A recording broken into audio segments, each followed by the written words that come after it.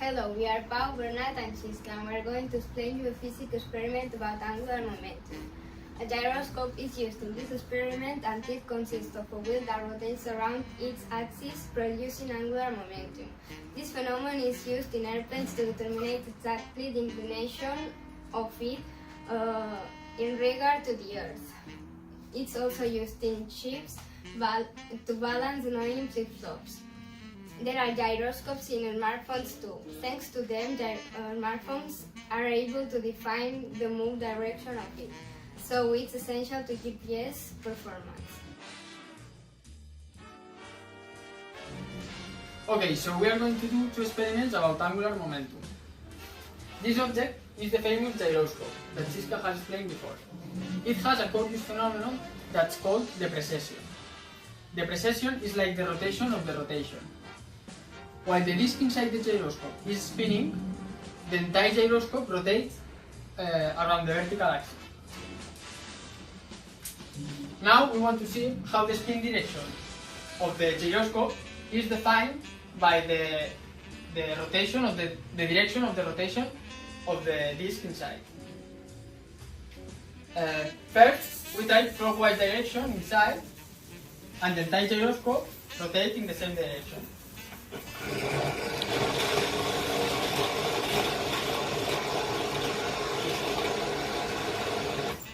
And if we try the counterclockwise direction inside, the entire gyroscope rotates in the same direction. Moreover, the rotation of the rotation is rotating too. This phenomenon is known as nutation.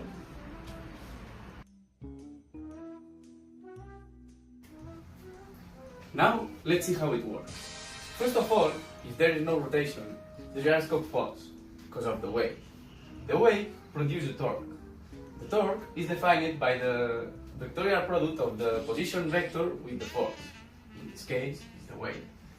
When the gyroscope starts rotating, appears the angular momentum that is equal to the product of the moment of inertia with the angular velocity. And angular velocity is always perpendicular to the axis of rotation. Moreover, we have the fundamental equation of rotation dynamics that relates the torque with the change of angular momentum. And we can see they are parallel too.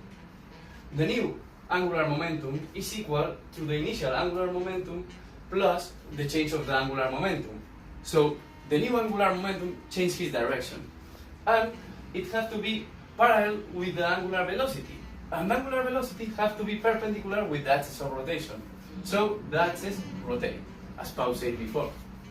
Thank you for watching. Once again, reality beats fiction. Bye. Bye.